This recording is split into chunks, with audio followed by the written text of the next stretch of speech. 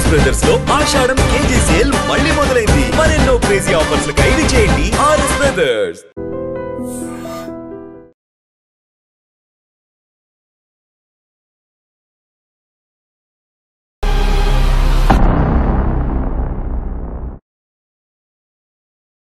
చంద్రయ్య గారు ఉమ్మడి రాష్ట్రంలో హైకోర్టు జడ్జిగా పనిచేసి రిటైర్ అయిన తర్వాత తెలంగాణ రాష్ట్రంలో హ్యూమన్ రైట్స్ కమిషన్గా పనిచేశారు.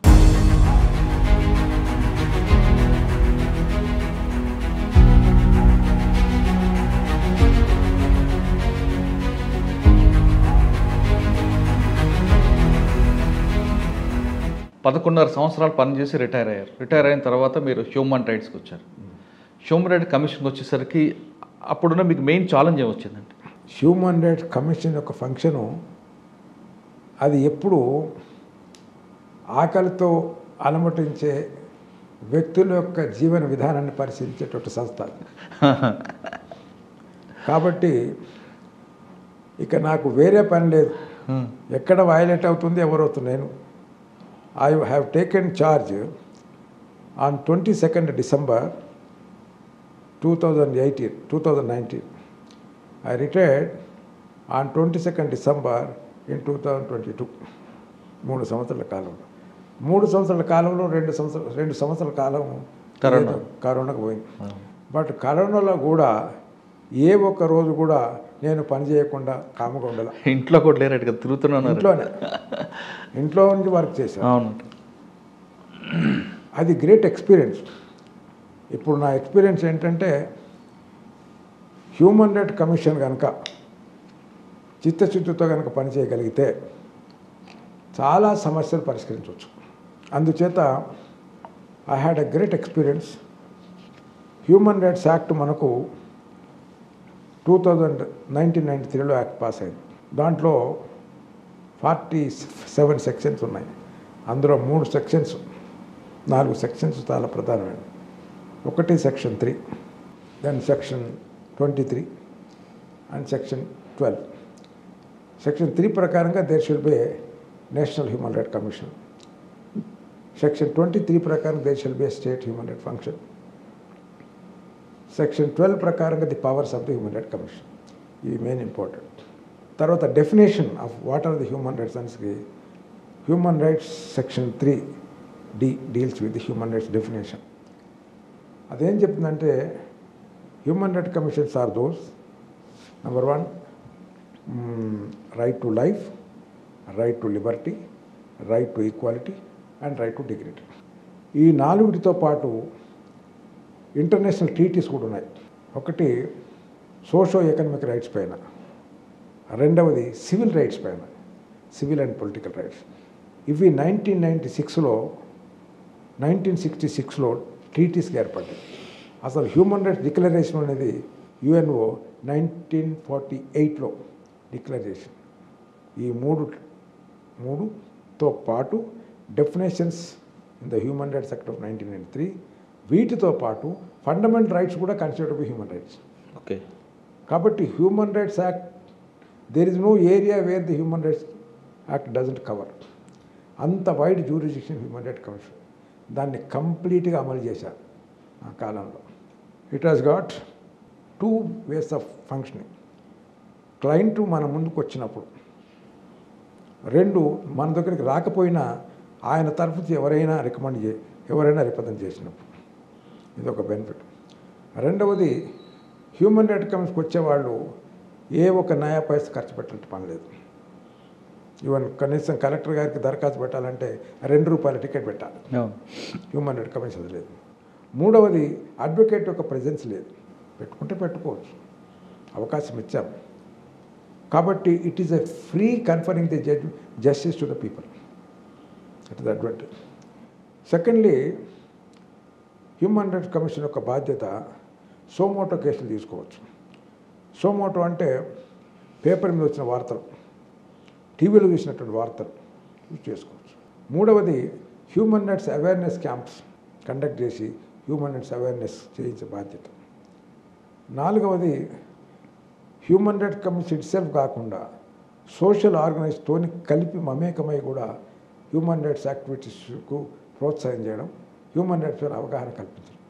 ఈ 4 అంశాలలో సంపూర్ణంగా మేము పనిచేసాం.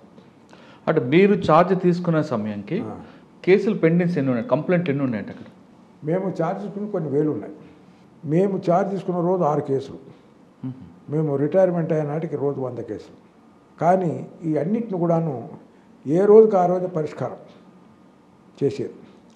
దీనికి నేను 3 పద్ధతులు అవలంబించాను. ఒకటి 2 బెంచెస్ చేశాం. ఒక బెంచ్ ఏమో చైర్పర్సన్ అండ్ అనదర్ మెంబర్, ఒక బెంచ్ ఏమో అనదర్ మెంబర్. జ్యుడిషియల్ మెంబర్ అంటే జిల్లా జడ్జి ఆనందరావు గారు ఉండేవాడు. ఆయన జ్యుడిషియల్ మెంబర్, జిల్లా జడ్జి.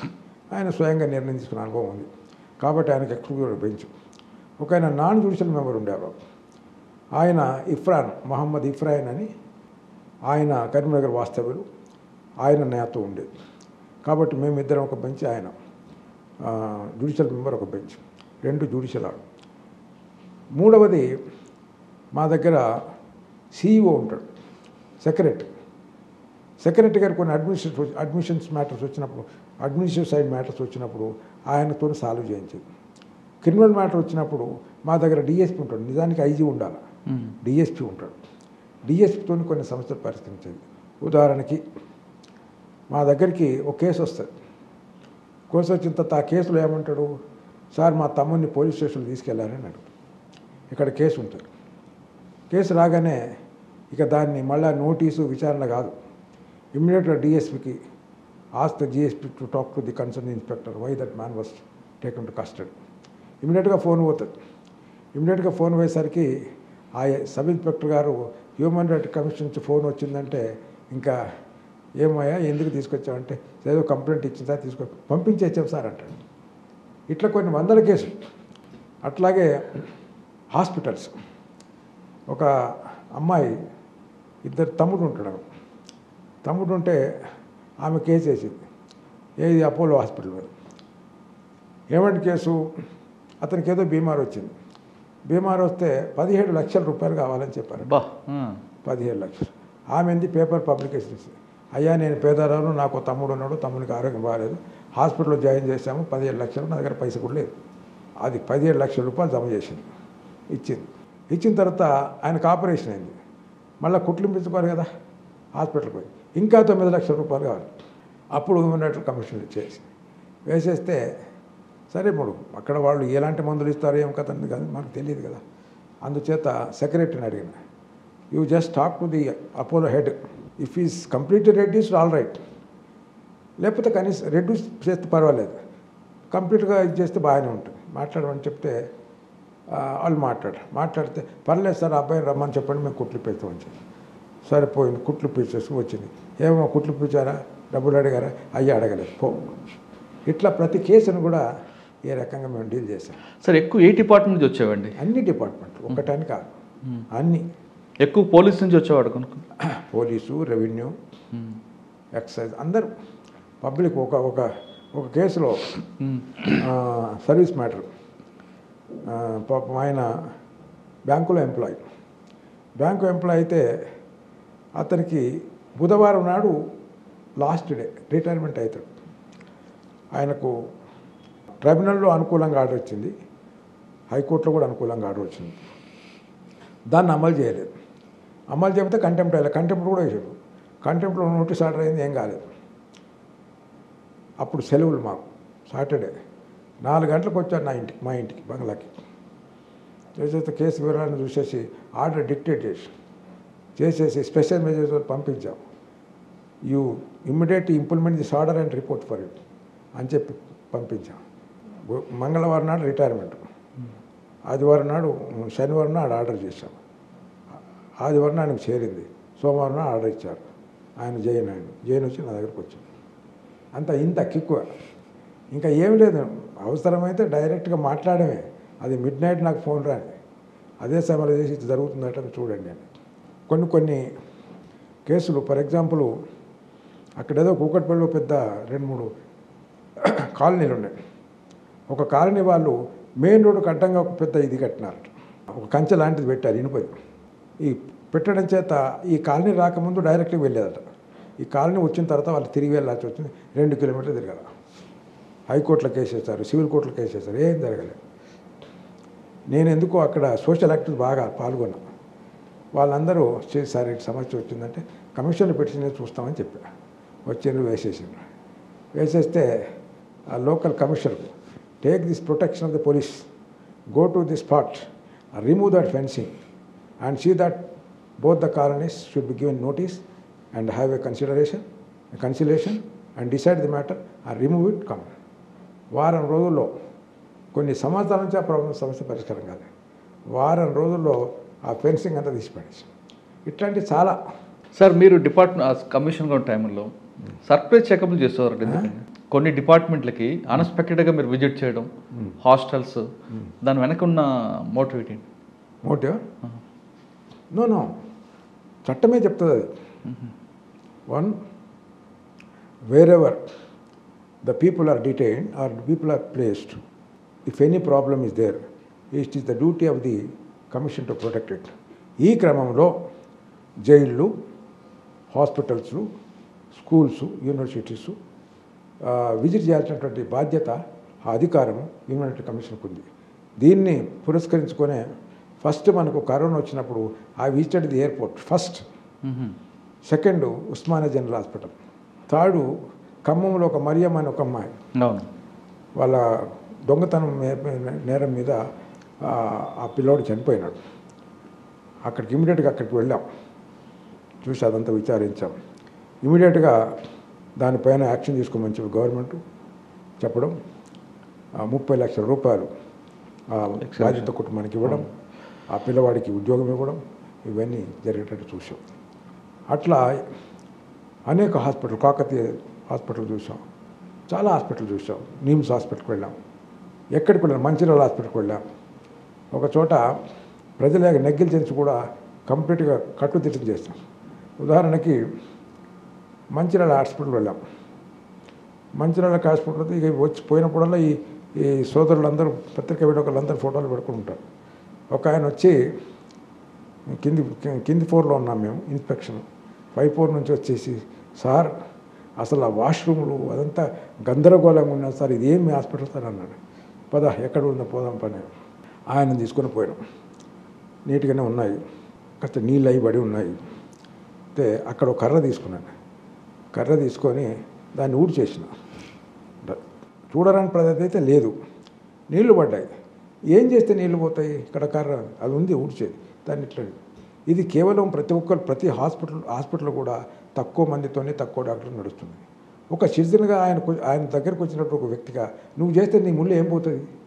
ప్రతిదానికి అందరూ అధికారులు చేయాలంటే ఏడా, నీ బాధ్యత కూడా ఉంది కదా, సోషల్ రెస్పాన్సిబిలిటీ ఉండాలి కదా. సోషల్, అది కూడా పేపర్లో వచ్చింది. ఇట్లా పబ్లిక్ అవేర్నెస్, పబ్లిక్ క్వశ్చన్స్ వేయడం కూడా తగ్గించారు. అంతకుముందు ఇదొకటి అదొకటి చెప్తారు. వాళ్ళకి అర్థమైంది నిజమైన ప్రాబ్లం అయితేనే సార్ దృష్టికి తీసుకెళ్ళాలి, లేకపోతే తీసుకెళ్ళడానికి వీల్లేదని అందుకని అర్థమైపోయింది. ఇక చాలా సోషల్ ఆర్గనైజేషన్ ఎంకరేజ్ చేశాం. హ్యూమన్ రైట్స్ అనే మాట ప్రతి ఇంట్లో వినపడాలి. రెండవది, ఎవరికి సమస్య వచ్చినా హ్యూమన్ రైట్స్ కమిషన్ జ్ఞాపకం రావాలి. సార్ మీరు చేసిన అవేర్నెస్ వల్ల భార్యాభర్తలు కొట్టుకుంటే భార్య భర్త మీద కేసు పెడితే భర్తని పోలీస్ స్టేషన్ తీసుకెళ్తారు, కానీ ఆ భర్త మీ దగ్గరకు వచ్చి వాడాడు కదండి. భర్తలు వచ్చారు, భార్యలు వచ్చారు, చాలామందిని కలిపి పోలీస్ స్టేషన్లో కూడా కేసులు విత్డ్రా చేయించారు. చాలా కేసు కొంతమంది పెళ్ళిళ్ళు చేసినాక కమిషన్ చైర్పర్సన్. ఒక పోలీసు ఒక వ్యక్తిని కొట్టినందుకు అది వీడియో తీసుకొచ్చి మీకు చూపిస్తే మీరు ఆ ఎస్ఐ మీద చర్య తీసుకోవాలని మీరు యాక్షన్ తీసుకోమంటారు. కానీ మీకు అంతకుముందు జరిగిన సంఘటన చూపించాడు వాడు, వచ్చిన వ్యక్తి కంప్లైంట్. ఆ ఎస్ఐని తిట్టుంటాడో, కానిస్టేబుల్ కొట్టుంటాడో, ఆ సంఘటన ఉంటుంది. కానీ వాళ్ళకి కూడా, పోలీసులకు కూడా హ్యూమన్ రైట్స్ ఉంటాయి కదా. మరి వాళ్ళని కాకుండా వీని ఒక ఏకపక్షంగా వెళ్ళడం ఎంతవరకు కరెక్ట్ అంటారు? ఏకపక్షంగా పోలీసు వాళ్ళకు కొట్టే అధికారం లేదు, కరెక్టే చట్టంలో. రెండవది, ఒక లిమిటెడ్ ఫోర్స్, ఇంత ఫోర్స్ అని చెప్పలేదు సిఆర్పిస్లో. కానీ వాస్తవం ఏమిటంటే అన్ని శాస్త్రాల్లో ఉన్న అంశం, అన్ని శాస్త్రాల్లో సారాంశం చట్టంలో వచ్చింది. మనిషిని దండించకుండా అతను సత్యం చెప్పడం, ఇది కూడా ఉంది. కానీ దండించే అధికారం వాళ్ళకు లేదు. కానీ దండనగా ఒక పద్ధతి ఉన్నది ఇన్వెస్టిగేషన్లో, దాన్ని మన వాళ్ళు పాటించరు. అది పాటిస్తే అసలు వీళ్ళు వినరు, కాబట్టి దండనే చేస్తారు. ఇది అందరికీ తెలిసిన విషయం. కరెక్టే సార్, కానీ ఆ వ్యక్తి ఎంతో రెచ్చగొడితే కదా పోలీసు రెచ్చిపోతాడు, పోలీస్ వైపు నుంచి వస్తుంది యాక్షన్. ఒక ఎగ్జాంపుల్ చెప్తా. ఒక రోడ్డు మీద కానిస్టేబుల్ ఉంటారు, రోడ్డు మీద ట్రాఫిక్ కానిస్టేబుల్. ఆయన మార్నింగ్ నుంచి డ్యూటీ చేస్తుంటాడు, 8 గంటలు డ్యూటీ చేస్తాడు. కరెక్ట్గా డ్యూటీ దిగే టైంలో రాంగ్ రూట్లో వచ్చే వ్యక్తికి ఆపుతాడు. ఆయన ఆపినప్పుడు ఆయన ఆర్గ్యుమెంట్ చేస్తాడు, సివిలియన్ కనీసం కానిస్టేబుల్ అని రెస్పెక్ట్ ఇవ్వకుండా ఆర్గ్యుమెంట్ చేస్తుంటాడు. ఈ ఆర్గ్యుమెంట్ ఒక స్టేజ్కి వచ్చేసరికి కానిస్టేబుల్కి ఆయనకి ఆర్గ్యుమెంట్లు కానిస్టేబుల్ కొట్టాడు. కొట్టడం తప్పే, ఆ కొట్టే విజువల్స్ మాత్రమే ఫోన్లో తీసుకొచ్చి మీకు చూపిస్తారు, కానీ ముందు ఆర్గ్యుమెంటే మీకు చూపాడు. వెంటనే మీరు టేక్ నెసెసరీ యాక్షన్ అంటారు. పోలీస్ వాళ్ళు ఛార్జ్ పంపిస్తారు, లేదా వీలైతే సస్పెండ్ చేస్తారు. కానీ ముందు ఆర్గ్యుమెంట్ లేనప్పుడు ఈయనకి కూడా ఒక రైట్స్ ఉంటాయి కదా. అధికారికేమో అధికారులు ఉంటాయి, పౌరులకేమో హక్కులు ఉంటాయి, బాధ్యతలు ఉంటాయి. అధికారికి కూడా అధికారులు ఉంటాయి, బాధ్యతలు ఉంటాయి. అధికారికి హక్కులు ఉండవు. మీరు చేస్తున్న సందర్భంలో maintenance of piece and Tranquility అని ఒక కాన్సెప్ట్ క్రిమినల్ లాలో. ఒక ప్రదేశంలో ఇన్సిడెంట్ జరిగినప్పుడు అది ఒక వ్యక్తికో ఒక కుటుంబానికో పరిమితం అయినప్పుడు దాంతో పెద్ద ప్రభావం ఉండదు. కానీ ఇష్యూ చిన్నదైన పబ్లిక్ పీస్ ఎఫెక్ట్ అవుతున్నప్పుడు దాన్ని ఆ సిచ్యువేషన్ కంట్రోల్ చేయాల్సిన బాధ్యత ప్రభుత్వానికి ఉంటుంది. ఓకే, ఆ ప్రభుత్వం ఏం చేస్తుందంటే ఇష్యూ చిన్నదైనా అది పబ్లిక్ వెళ్ళేది పబ్లిక్ ఇష్యూ అయిపోయి లా అండ్ ఆర్డర్ ప్రాబ్లం ఇది అయిపోతుంది. దాన్ని సాల్వ్ చేయాలంటే ఏమి, ఎవరు నేరం చేశారు ఎవరు నేరం చేయలేదు అనే విచారణ తర్వాత జరుగుతుంది. కానీ ప్రభుత్వ అధికారిగా అతను ఫెయిల్ అయినాడు అనే అభియోగంతో అతని ముందు సస్పెండ్ చేస్తాడు. అతను సస్పెండ్ చేయడం చేత అక్కడ పబ్లిక్ పీస్ ఏర్పడి ఎక్కడో అక్కడ వెళ్ళిపోయి పబ్లిక్ పీస్ ఏర్పాటు చేస్తుంది. ఇమీడియట్గా సమస్యను పరిష్కరించడానికి ఒక అధికారిని ఒక్కొక్క సందర్భాలలో అన్యాయంగా గురి చేస్తారు, వాళ్ళు అతన్ని రెస్టోర్ చేస్తారు, అంతే. ఓహో, అంటే వాళ్ళు ఏమంటారంటే మాకు రైట్స్ ఉండవా అని అడుగుతుంటారు. ఎవరికి? పోలీసులకి రైట్ ఉంటాయి, కానీ వాళ్ళకు హ్యూమన్ రైట్స్ అందరికీ ఉంటాయి. Human rights are common to everybody, but powers are not common to everybody. Duties are common to everybody, but violation is not common to everybody. హక్కులు అందరికీ ఉంటాయి, కానీ హక్కును వయలేషన్ చేసే అధికారం ఎవరికి లేదు. కాబట్టి ఇక్కడ అధికారి వేరు, సిటిజన్ వేరు. అధికారిని మనం ఎందుకు నిర్ణయించుకున్నాము? మన హక్కులు కాపాడడానికి. మన హక్కులు ఎవరు వయలేట్ చేస్తారు? మన పక్కోడే వయలేట్ చేస్తారు. అధికారులు కూడా వయలేట్ చేయొచ్చు. ఎవరు వయలేట్ చేసిందని నిర్ణయించే అవకాశం ఎవరికున్నది? కోర్టుకున్నది. అందుకని ఇది ఒక సెటప్. కాబట్టి ఒక్కొక్కసారి అధికారి తన అధికారాన్ని దుర్యోగం చేసి కొట్టడంలో అధికారాన్ని దుర్యోగం చేసే సందర్భాలు ఉన్నాయి. ఒక్కొక్కసారి ఆ సిచ్యువేషన్ కంట్రోల్ చేయని క్రమంలో అతనికే ప్రాణరక్షణ లేనప్పుడు అతన్ని రక్షించుకునే అవసరం ఉంది. కాబట్టి అది ధర్మం కదా. కాబట్టి అతని పేషెన్స్ కోల్పోయి ఇమీడియట్గా అతను కొట్టే సందర్భాలు ఉంటాయి. అది నిజాలు బయటకు వచ్చినప్పుడు అతన్ని మళ్ళీ తిరిగి ఉద్యోగం తీసేసుకుంటారు. అయిపోయి.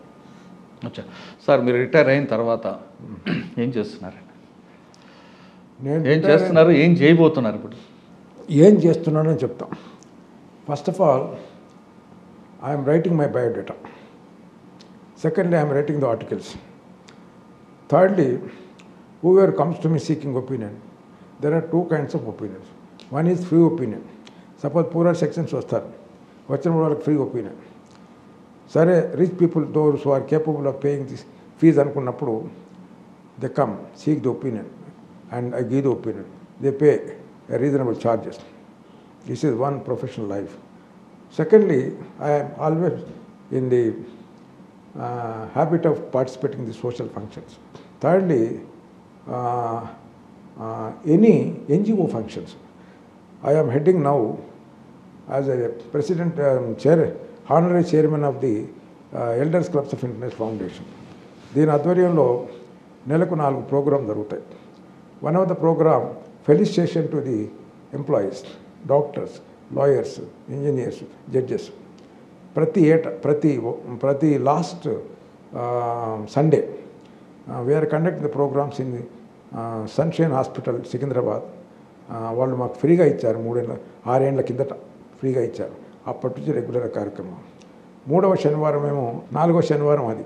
3వ శనివారము ఎల్డర్స్ మేళా అని జరుగుతుంది.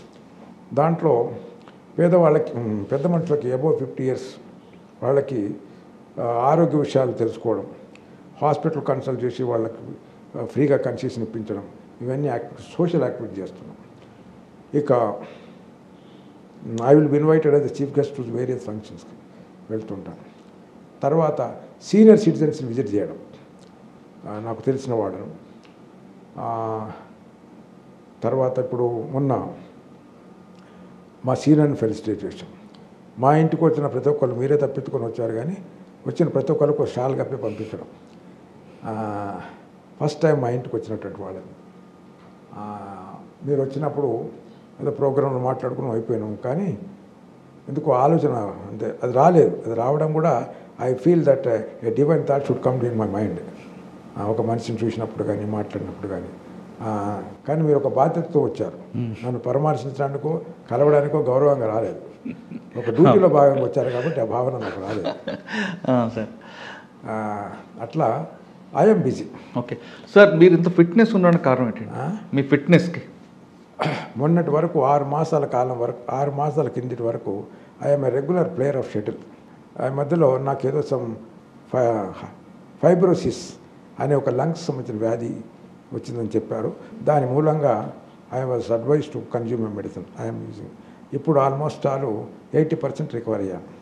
Everyday I get up by 5 to 6 మధ్యలో లేస్తే ఒక 1 hour వాష్రూమ్ యాక్టివిటీస్ కంప్లీట్గా బాడీని మొత్తం ఆల్మోస్ట్ క్లీన్ చేసేస్తా. ఏముండదు నా బాడీలో except blood, required water and అవయవాలు తప్ప ఏముండదు, అంత క్లీన్ చేస్తాను.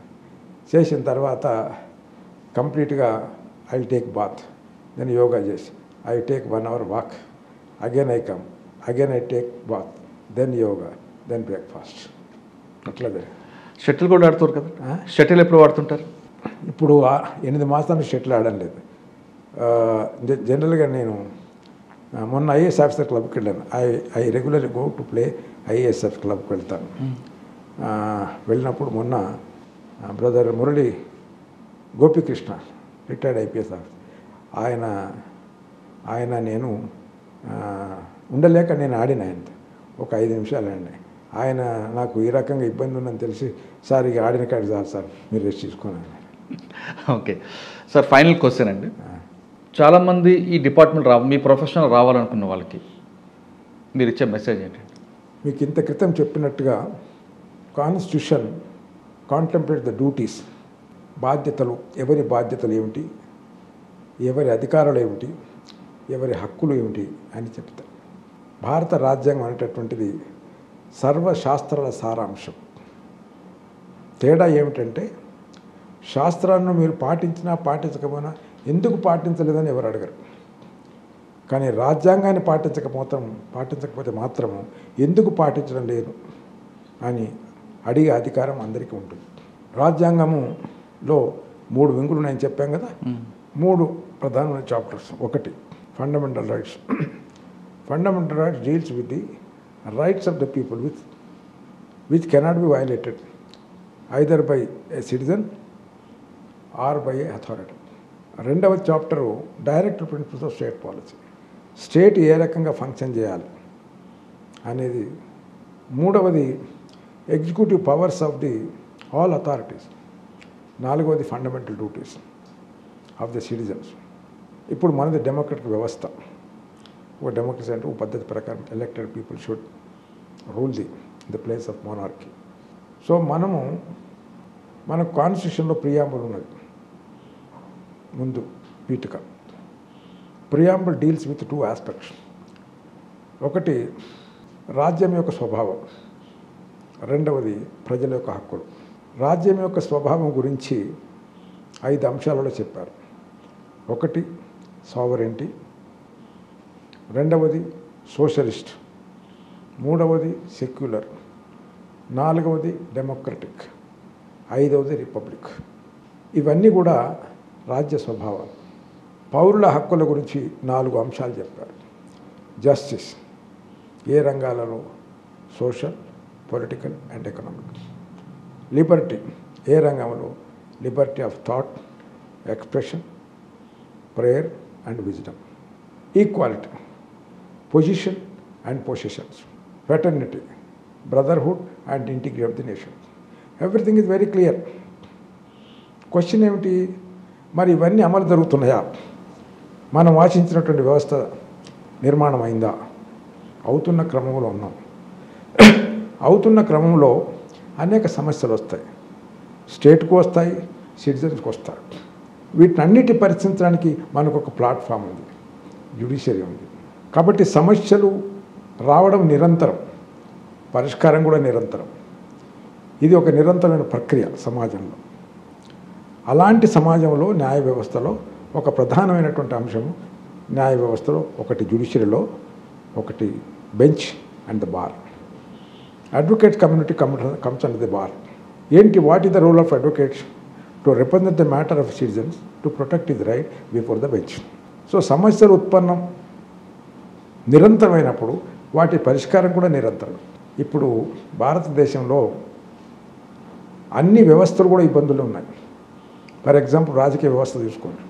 ఇదంతా పొలిటికల్లీ డామినేటెడ్ వ్యవస్థ, irrespective of the rights of the people.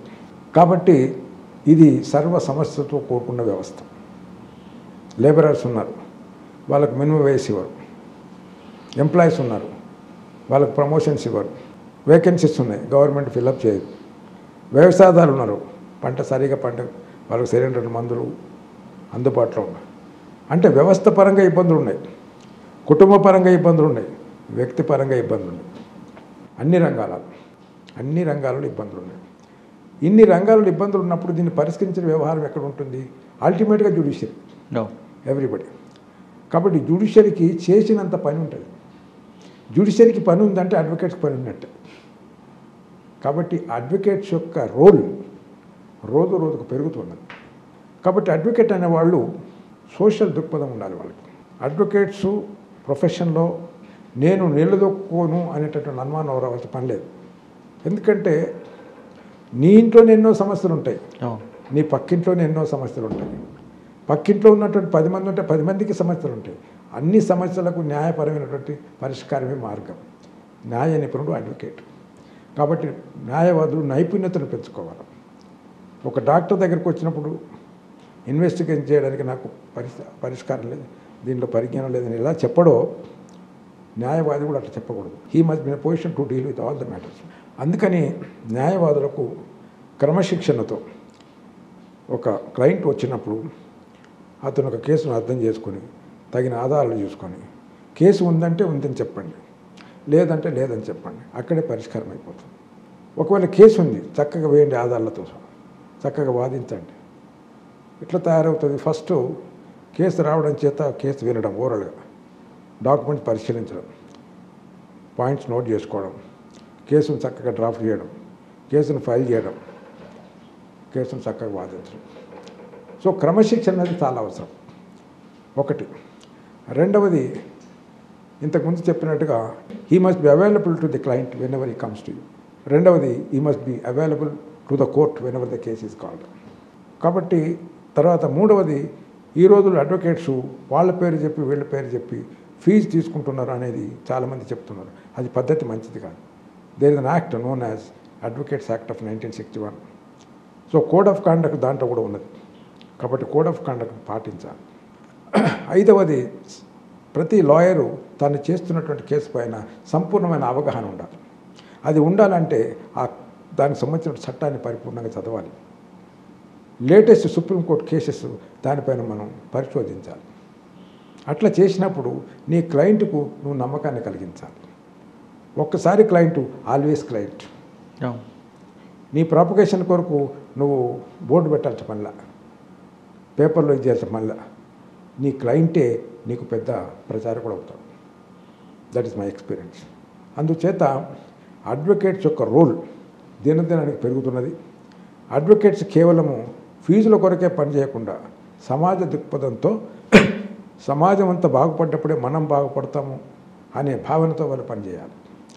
Advocates కుటుంబం ఒకటి బాగుపడుతుంది, కానీ వాళ్ళ అన్నదమ్ములు ఉంటారు, అక్కజల్లు ఉంటారు, కులస్తులు ఉంటారు, వర్గస్తులు ఉంటారు, వాళ్ళందరి భవిష్యత్తు ఏం కావాలి. అందుచేత they must work not only in the interest of the client but also in the interest of the society. కాబట్టి ప్రతి అడ్వకేటు ప్రతి జడ్జి కూడా సోషల్ జస్టిస్ అనే concept must be the main principle of their life.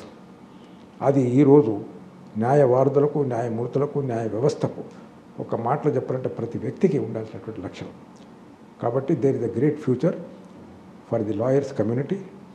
There is a great requirement of service to the society to meet the principle of social justice. So therefore I welcome all the lawyers community, lawyers course చేస్తున్నటువంటి విద్యార్థులను అందరూ కూడా lawyers కావాలని నా ఆకాంక్ష. ఎందుకు అంటే we're doing there is an amendment to the constitution. మన కాన్స్టిట్యూషన్లో ఆర్టికల్ 39 ఉన్నది. Article 39 is there as one of the what is called article in the directive principle of state policy. దాన్ని 1976లో అమెండ్ చేసి free justice to the people అని పెట్టారు. Free justice to the people. తర్వాత legal aid అని పెట్టారు. ఈ legal aid అనే కాన్సెప్టు సివిల్ లాలో ఉంది, క్రిమినల్ లాలో ఉంది, ఒరిజినల్ లాలోనే. మనకు సిఆర్పిసిలో ఒక అక్యూజ్డ్కు లాయర్ని పెట్టుకునే పరిస్థితి లేకపోతే కోర్టు పెట్టే అవకాశం. ఒక పేదవానికి కోర్టు ఫీజు పే చేసే అవకాశం లేకపోతే పాపర్ సూట్ కింద పాపర్ కేసు వేసి వాదించుకునే అవకాశం ఉంది. అట్లాగే సెక్షన్ 89 సిపిసి ప్రకారం అన్ని కేసులు రోజుల తరబడి చేయాల్సిన పని లేదు. వాళ్ళు కూడా మధ్యవర్తిత్వం చేత తొందర కేసులు పరిష్కరించాలని చెప్తారు. కానీ అది జరగడం లే. దానికని మనకు legal services authorities act of 1987 అని ఒక చట్టం వచ్చింది. ఆ చట్ట ప్రకారంగా చాలా కేసులు జిల్లా జడ్జి చైర్మన్ హోదాలో ఫ్రీగా కేసులు అడ్జుడికేట్ చేసే అవకాశం ఉంది. ఎవరైతే పేదవాళ్ళు ఉంటారో, ఎవరైతే స్త్రీలు ఉంటారో వాళ్ళ సమస్యలు. దీంతో పాటు averments in legal laws, legal literacy camps conduct చేస్తుంది. పేపర్లో చూస్తుంది. లీగల్ లిటరసీ క్యాంప్స్ కండక్ట్ చేయడం చేత ప్రజలకు చట్టాలపైన అవగాహన కలిగించాల్సిన బాధ్యత జ్యుడిషియరీ పైన ఉన్నది. అవసరం ఏమిటి? ఇంత విశాలమైనటువంటి డెమోక్రటిక్ సిస్టంలో 75-76 సంవత్సరాల తర్వాత కూడా మనం ఈ కార్యక్రమాలు చేస్తున్నాము అంటే మన దేశ ప్రజలు చట్టాలను అర్థం చేసుకోవడంలో ఎంత వెనకబడి ఉన్నారు అని అర్థమవుతుంది. కాబట్టి చట్టాలపైన అవగాహన, legal awareness and systematic legal life ఎక్కడైతే ఉంటుందో అక్కడ వ్యవస్థ బాగుంటుంది. Ultimately judiciary is the solution for all the problems and the judiciary in India is the very strongest judiciary, very good judiciary. But people must realise that without going to the illegal acts, if they do everything in accordance with the law, చాలా వరకు సమస్య పరిష్కారం అవుతుంది. లాయర్గా కావాలనుకున్న వ్యక్తి ఖచ్చితంగా వచ్చిన తర్వాత మీరు మీ దగ్గర వచ్చే క్లయింట్కి పూర్తిగా నమ్మకస్తుగా ఉంటే అదే మీకు పెద్ద పేరు అంటున్నారు డాక్టర్ చంద్ర గారు. మీ దగ్గరకు వచ్చిన క్లయింట్ని నమ్మకాన్ని వమ్ము చేయకుండా అతనికి ఎప్పుడూ అందుబాటులో ఉంటూ ఖచ్చితంగా సహాయం చేస్తే మీకు ఆర్థికంగా అదేవిధంగా మీకు సంబంధించిన పేరు ప్రఖ్యాతులు ఆటోమేటిక్గా వస్తాయంటూ అతనుకున్న కేస్ స్టడీ చెప్పారు. ఇది ఈ వారం డాక్టర్ చంద్ర గారితో ఎక్స్క్లూజివ్ ఇంటర్వ్యూ. వచ్చే వారం మరో కేసుతో మళ్ళీ కలుద్దాం. అంతవరకు నమస్తే.